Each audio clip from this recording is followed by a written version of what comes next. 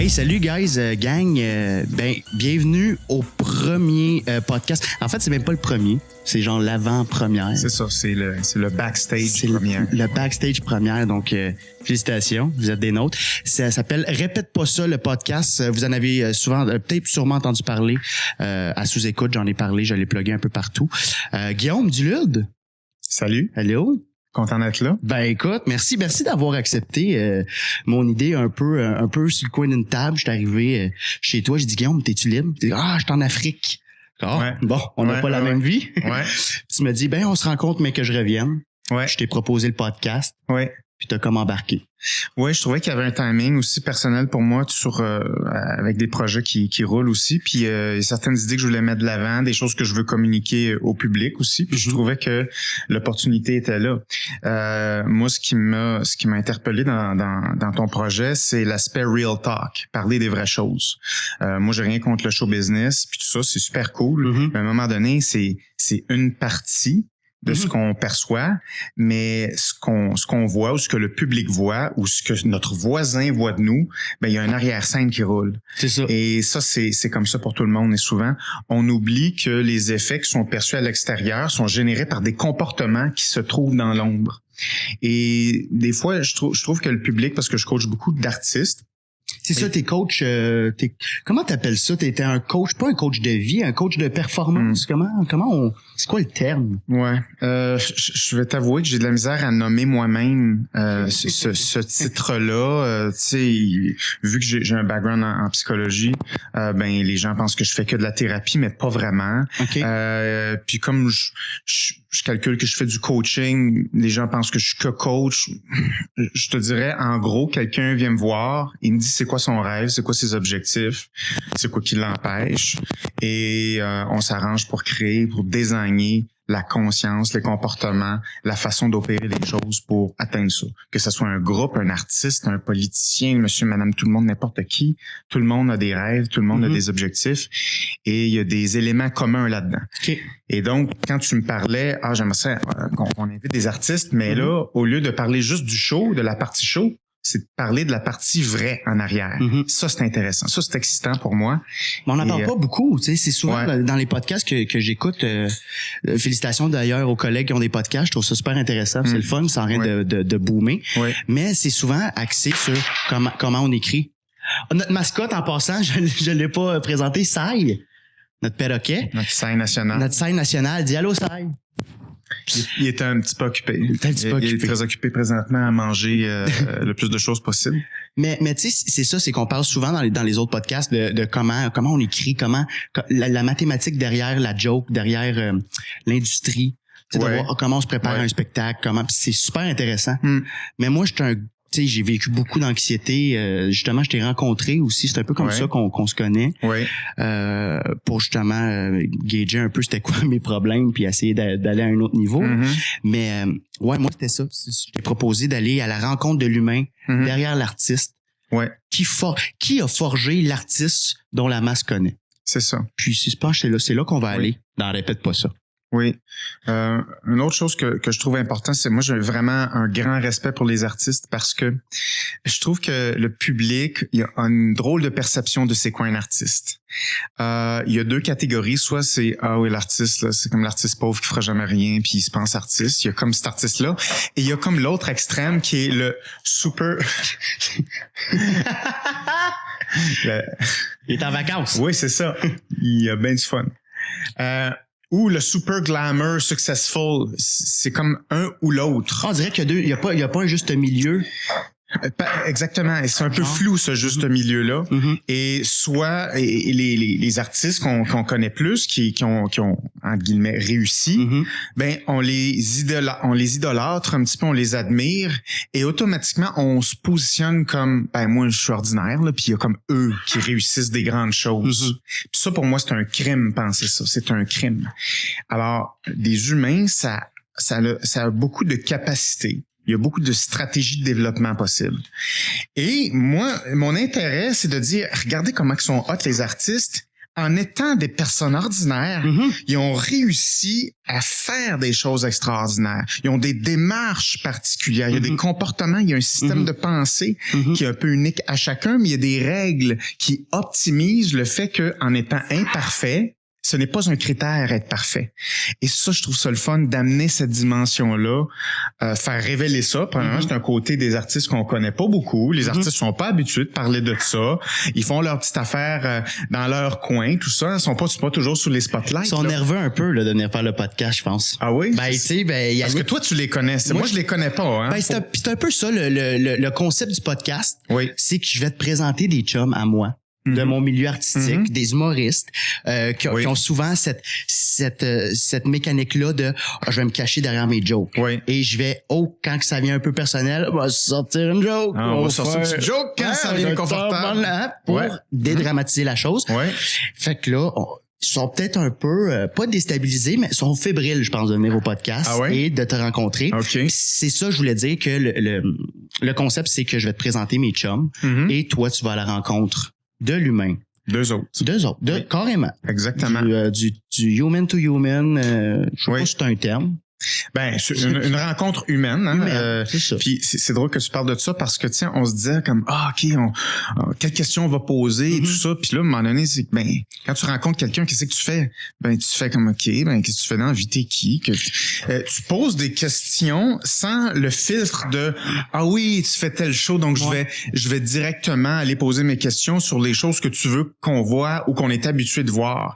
Alors c'est le défi de bypasser tout ça puis d'aller vraiment à la source de c'est qui la personne et tout ça et se laisser guider vers ce qu'on découvre parce qu'on peut pas découvrir un humain en une heure non plus, mais le défi qu'on se lance c'est d'aller à cette rencontre-là puis parler de choses que peut-être les artistes ont pas l'habitude de parler justement, d'où peut-être la petite nervosité. Ouais, ben c'est ça, c'est un sans filet là, on sait pas où ce que ça peut découler. C'est ça, on s'était préparé comme des questions.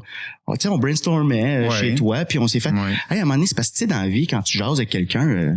c'est pas calculé d'avance. C'est pas OK, il m'a dit ça, il m'a parlé de météo. Oui. Moi, c'est quoi tu conduis dans la vie comme voiture? Tu sais, je veux dire, t'as pas... Tu y vas. C'est ça. Fait que c'est par contre là-dedans qu'on va... Ce qui est préparé, c'est notre mindset de dire, on veut parler d'affaires importantes, là. Tu sais, je veux dire, je veux parler de vraies affaires, là, comme ça, pourquoi c'est important pour toi, ça, pourquoi telle chose.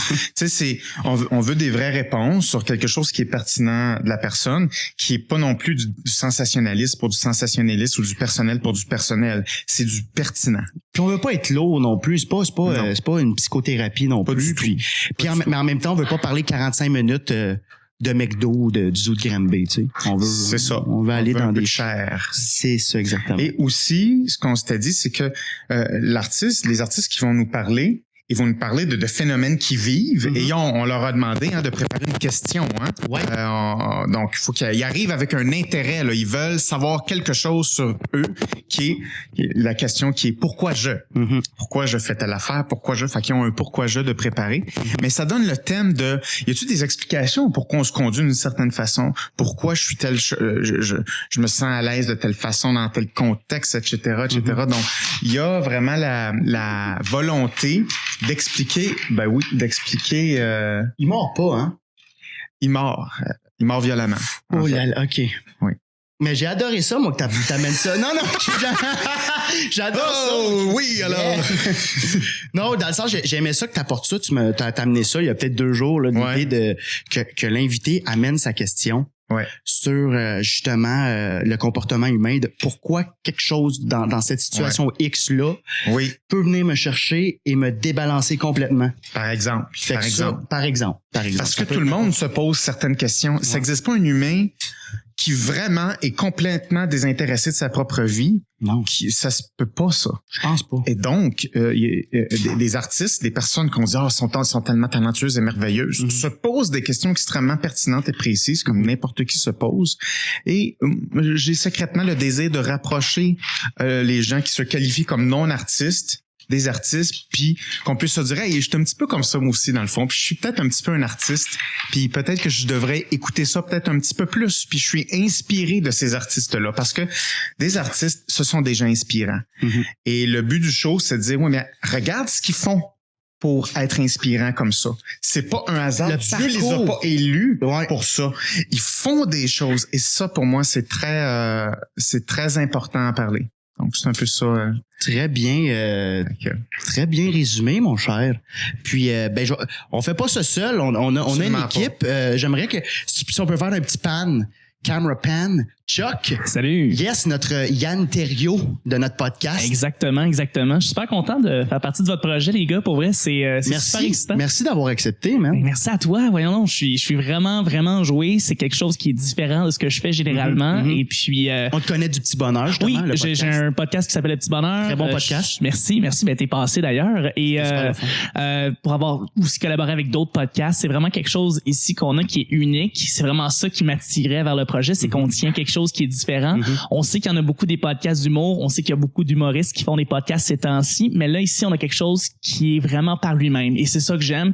On va vraiment faire quelque chose de profond qui va vraiment probablement rejoindre les gens d'une façon complètement différente d'un podcast d'humour peut-être qu'on connaît, peut-être je sais pas, ça va être un peu plus différent des autres podcasts qui se font présentement ici au Québec. Ben, puis Chuck, parle-moi un peu de ton background, puis un peu ton rôle. Bon, ben en fait aujourd'hui, si je me présente, j'ai étudié en radio. Ensuite j'ai commencé à faire mon propre podcast depuis maintenant 4 ans. Et puis après ça, je me suis allié à d'autres podcasts, Robots Sucrés, Parlons Balado. J'ai fait un autre podcast aussi qui s'appelait Fixation. Et là après ça, je me suis évidemment rejoint de plus en plus à la scène de l'humour parce que c'est quelque chose que je faisais aussi avant. Je ne savais pas ça. Tu me dis ça l'autre fois, que tu as fait de la scène. Ouais, j'ai fait de la scène, ouais. Mais c'est ça, je suis en train de travailler pour en refaire présentement. Et puis, puis là, ce soir, en fait, aujourd'hui, ce que je vais faire et pour les podcasts, c'est que je vais être votre recherchiste sur le coup. C'est-à-dire que je vais chercher les informations que vous avez besoin de savoir pendant que vous faites votre entrevue. Ouais. Donc, si vous avez besoin de chercher tout de suite une information, ben, je vais être là pour remédier la situation et trouver la solution. Voilà. That's it. Ben, merci, Chuck. Donc, Chuck, oui, puis, merci à toi. Maxime Rivet, notre réalisateur qui veut rester dans l'ombre parce que The Dark Knight. The Dark Knight. Est-ce qu'on peut entendre ta voix, Max? Allô? Ben non, je viens de catcher, il n'y a pas de micro. Ben, on l'a entendu un peu quand même. On va l'entendre. Fait que c'est peut-être juste nous remettre en contexte. Maxime, je le connais. On s'est croisés à différents moments sur des shows télé, etc. Quand l'affinité est là, ben c'est sûr qu'on est attiré à travailler avec des gens qu'on connaît déjà. Puis toi, tu connaissais aussi Maxime. Oui, c'est un bon chum. C'est un chum qu'on voit pas, qu'on se voit pas souvent, mais c'est comme un chum que on peut passer 1 an sans se voir, puis quand on se revoit, on est super content, c'est comme si c'était hier qu'on s'était vu. Ouais. D'après moi, ça, c'est des vrais. On cherchait une occasion aussi de réunir un peu nous trois, là, tu sais, parce que des fois, des projets, ça prend l'opportunité qui fait en sorte qu'il y a un fit. Ouais. Et donc, il y a ça aussi, là. Ben, puis c'est aussi, tu sais, c'est un podcast, justement, comme Chuck l'a dit, quand même différent, puis real, puis fallait s'entourer de gens qu'on connaît aussi. Puis ils aiment ça. Puis qui aiment ça. Chuck, c'est un fan, man. Je te l'ai toujours dit, le nombre de fois que tu avais l'énergie dans le tapis, je suis comme, comment tu fais pour avoir cette énergie-là? C'est un passionné. Il pourrait manger un déjeuner au McDo, puis tu le vois, il est passionné par son BLT, là, tu sais, t'es un passionné. Puis Max, tout autant. Max, t'es réalisateur aussi, 2 filles le matin? Oui.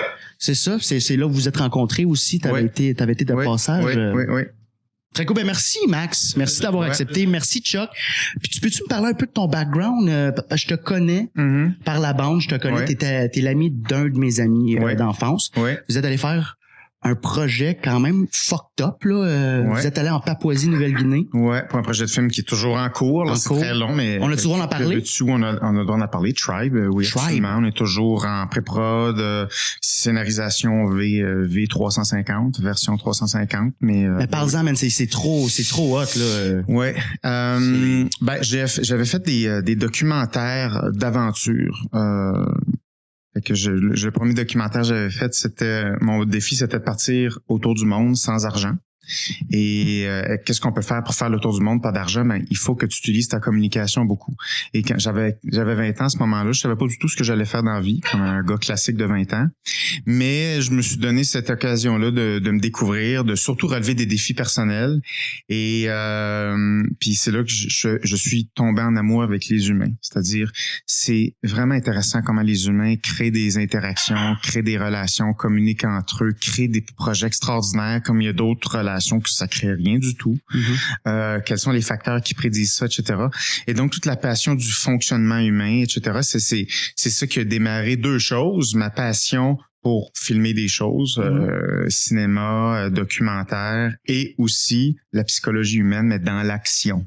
Pas juste aller dans les profondeurs de ton enfance, mais dans, OK, là, c'est parce que c'est super l'enfance, il n'y a pas de problème, là, mais c'est parce qu'il faut que ça avance. Là. Tu sais, ça dure 100 ans, la vie, là, tu sais, ça peut pas être trop de niaisage. Moi, c'est ma philosophie. Le temps avance, puis c'est un fait, il faut l'accepter, mais on veut une vie de qualité qui est stimulante, on veut se lever avec la hâte dans notre journée. C'est ça l'objectif.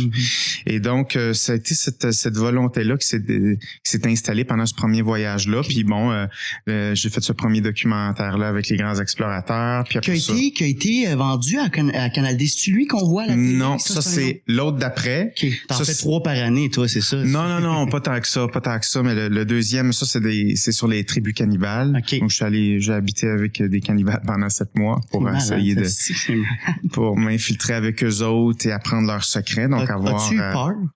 Ah, ben oui, t'as peur parce que, en fait, la peur, hein, puis tu vois, on va en parler de mécanismes comme ça. La peur s'insinue un petit peu comme de l'eau entre deux craques de tuiles, là. Tu sais, quand il y a de l'espace, et cet espace-là, c'est de l'inconscience.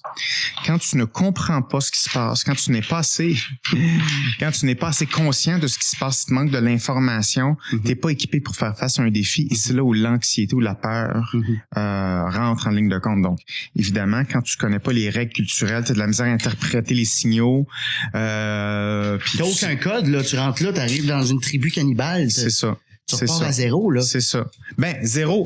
Il y a une partie des codes qu'on connaît pas, il y en a d'autres parties qu'on connaît. C'est ça. Parce que le comportement humain étant ce qui est, les humains ont certaines tendances récurrentes, au niveau du fonctionnement cérébral, des micro-comportements. Donc, il y a des choses qu'on peut lire, mais des choses qu'on connaît pas parce que là, ça appartient à la culture. Donc, oui, il y a toutes sortes de peurs qui rentrent là-dedans. Mais j'ai tous mes morceaux, donc ça a bien été.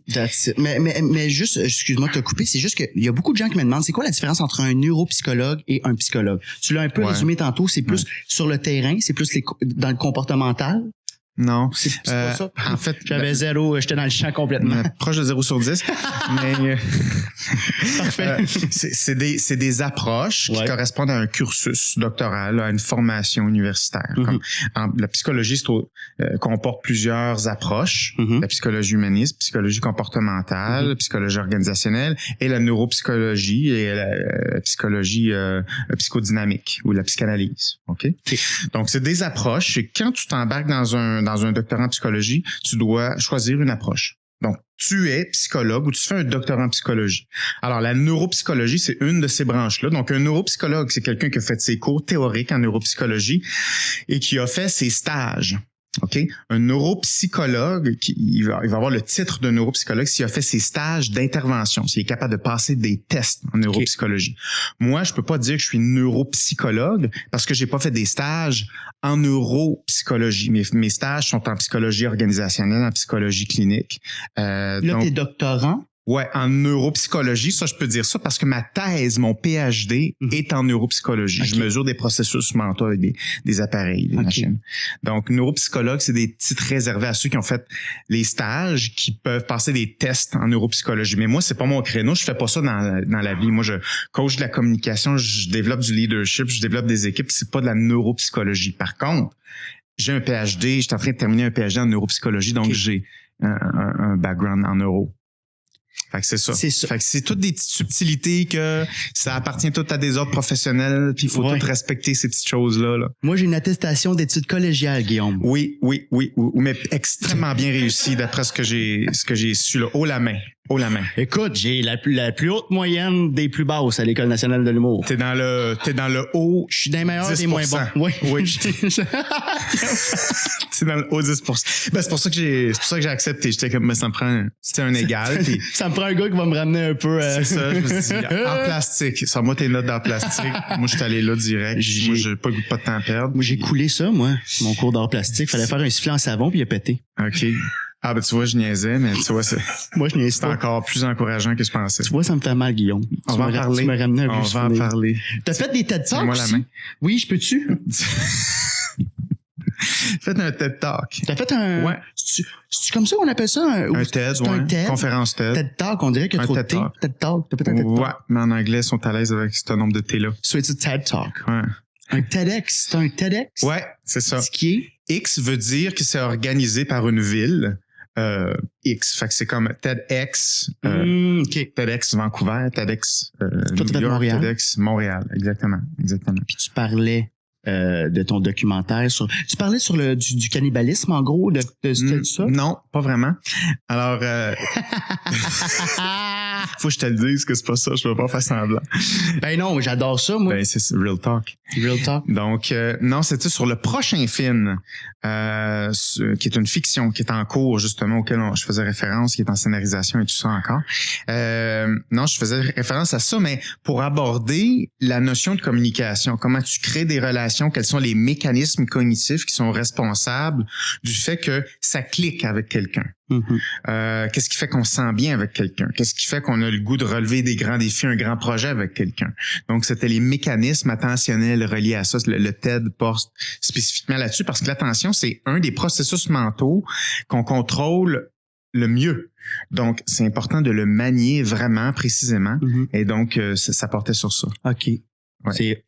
T'étais-tu stressé de faire de la scène? Parce que si on veut, je me souviens que tu t'étais écrit un peu une couple de jokes, puis... Tu veux dire pour le TED? Ouais, ben tu m'en avais...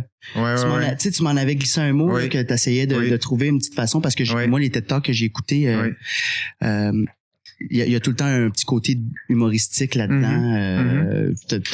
T'as réussi, t'as-tu réussi à être comique dans ce TEDx? Ouais. Ben, la scène, j'en fais beaucoup parce que je fais beaucoup de conférences. Sauf que un TED, c'est très difficile parce que t'as maximum 18 minutes 00. Donc, c'est comme un show. Timé à ce point-là? C'est timé à ce point-là. Oh, okay. Donc, c'est un bon 200 heures de préparation juste pour faire ce 18 minutes-là. Donc, plus c'est court, plus faut que tu travailles. Et plus t'as du temps, plus t'as de la flexibilité. Donc, le TED, le défi, c'est d'être à chaque seconde à prévoir la réaction du public, les amener où, que ça soit clair, punché, etc. Et ça, tu vois, times la réaction du public aussi. Exactement, ce qui est exactement comme de l'humour aussi. C'est pas un hasard. Ben, c'est ça, comme je relance ce que tu as dit, ou quand de plus en plus c'est court, de plus en plus c'est difficile. Justement, un gala juste pour rire, t'as 6 minutes, 7 minutes max pour faire un hit. Oui. Si t'es pas drôle en 7 minutes, si c'est pas tête, là, oublie ça. Ben, t'auras pas ton gala. Non. Puis là, une fois que t'as ton gala, ben, faut que tu t'assures que c'est ça, de tout condenser ton histoire, puis c'est ça, quand t'as 1 heure, tu peux t'éparpiller un peu, prendre des pauses, filer le moment. Oui. Là, t'as pas le temps. C'est ça. Mais moi, en tout cas, ben merci Guillaume, merci encore d'avoir accepté. Donc, notre premier invité sera Yannick de Martineau. Stay tuned. Ça va être super le fun. Des capsules podcast d'1 heure et des poussières. Oui. En compagnie de Guillaume Dulude et Alexandre Bisaillon, Chuck et Max. Et Sai. Et Sai, oui, on l'a pas présenté. M'a mourir. Je pense que je suis allergique. Sai, rapidement, c'est un perroquet, bien évidemment. C'est un perroquet. Effectivement, on le confond souvent avec une chèvre des montagnes, mais pas vraiment.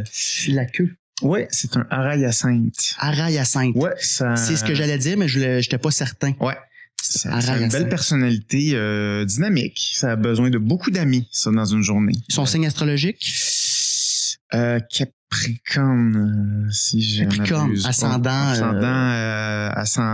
arbuste. Arbuste. Oui. Parfait.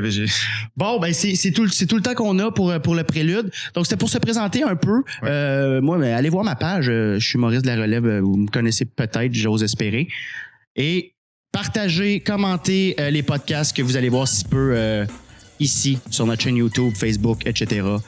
Et sur la page de Guillaume Dulude. Merci. Eh bien, écoute, au plaisir. Au plaisir. Puis on poursuit la discussion tantôt avec Yannick. Oui, puis il faut parler de mon anxiété face au cours d'art plastique, s'il te plaît. On va revenir là-dessus. Ça me fait mal.